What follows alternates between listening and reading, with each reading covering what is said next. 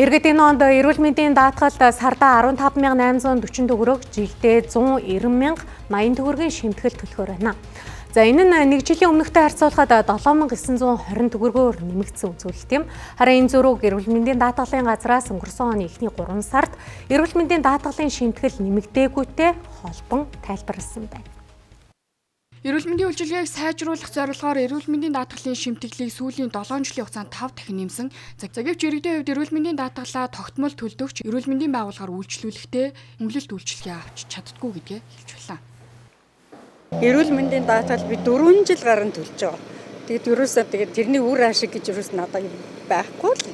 Яг энэ мөнгөөр ингээд бид нар юу эмчилгээ үйлчилгээ авч чадахгүй л авах байгаа шүү дээ. Тэтгэврийн улсуудад бас гайгүй л байв гэж боддог шүү дээ, тий. Яг залуучуудад бас хэцүү л идэв шиг байсан. Манай монголчууд бүгдээрээ л одоо хэлэх бах тоо. Эрүүл мэндийн даатгалууд ямар ч үр дүнгүй нийгмийн даатгал эрүүл мэндийн даатгал хоёрыг бол одоо би гэхэд улсад 27 8 дахь жилдээ ажиллаж байна. Тэгэхдээ нэг ч удаа эмнэлэгт хэвтэж байхад одоо эрүүл мэндийн хөнгөлөлт гэдэг юм бол бараг л авч үзээгүй. Хагалгаан дарагт бол бас тодорхой хэмжээний хөнгөлтүүд эдэлж байсан. Түүнээс нийгмийн даатгал эрүүл мэндийн даатгалаа олон жил ер нь өөрсдөө хураагаад нөгөө хоригдлол үүсгэжтэй бол илүү бүтээмжтэй болов гэж боддог хүн. Тэгээ 26 онд авч хэрэгжүүлэх арга хэмжээг бол за эрүүл мэндийн даатгалын үндсийн зөвлөлийн одоо тогтоолууд байдаг.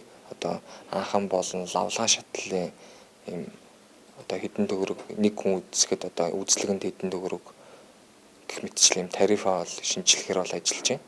За мөн бол сонгон шалгаруулалтын журмыг бол шинжилгээд ажиллаж байна. Энэ онд эрүүл мэндийн даатгалд нийт 2 их 80-д 458 тэрбум төгрөгийг хоримтлуулахаар төлөвлөж.